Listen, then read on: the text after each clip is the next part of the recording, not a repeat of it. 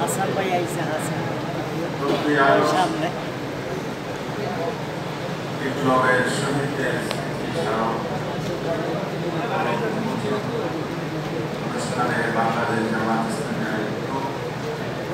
আজকের এই সমাবেশের সম্মানিত সভাপতি বাংলাদেশ জামাত ইসলামীর সম্মানিত নায়েবে আমির অধ্যাপক মুজিবুর রহমান,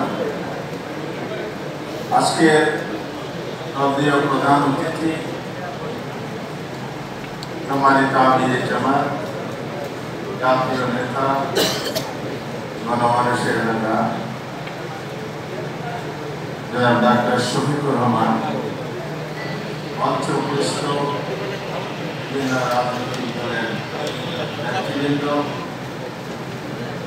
এবং বিভিন্ন শ্রেণী পেশার নেতৃত্বে দিচ্ছেন যারা এই জাতির গুরুত্বপূর্ণ ব্যক্তিবর্গ, প্রতিমন্ডলী, সাংবাদিক বন্ধুগণ, সম্মানিত উপস্থিতি, সম্মানিত আমিরে জামাতের বক্তব্যটাই আজকে ওর বক্তব্য আমরা শুনব।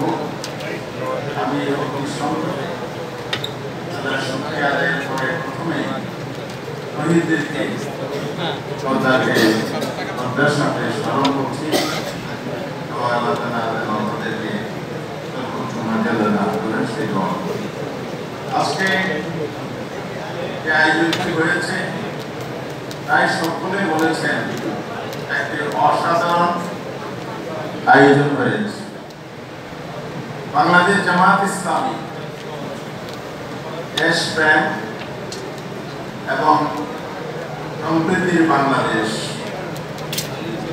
আধুনিক এবং সার্বজনীন একটি কল্যাণ রাষ্ট্র প্রতিষ্ঠা তথা ন্যায়ভিত্তিক সংগ্রাম সমাজ প্রতিষ্ঠার আন্দোলনে যে সংগ্রাম করছে তার প্রতিটি ক্ষেত্রে জামাত যে কাজটি করে যাচ্ছে জাতীয় জীবনের গুরুত্বপূর্ণ ক্ষেত্রে রাহবারের ভূমিকা পালন করছে, সূচনাকারীর ভূমিকা পালন করছে আমাদের আমির জামাতের নেতৃত্বে। আলহামদুলিল্লাহ,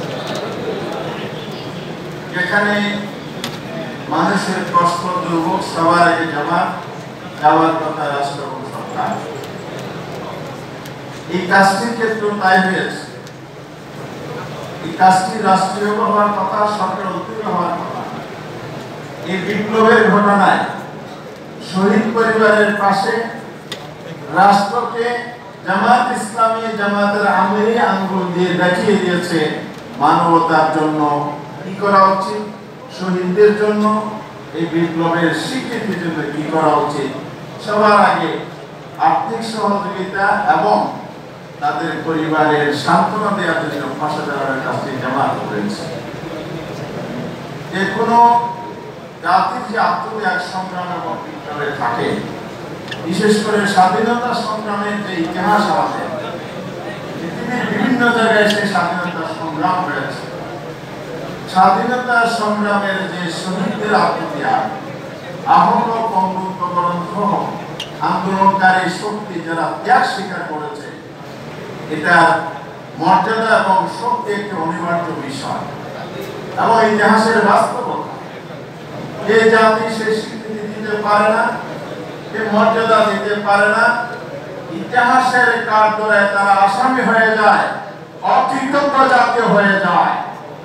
বাংলাদেশ জামাত ইসলামী সেটাই জাতির কাছে দায়মুক্ত হয়েছে আজকের এই অনুষ্ঠানের মধ্য দিয়ে।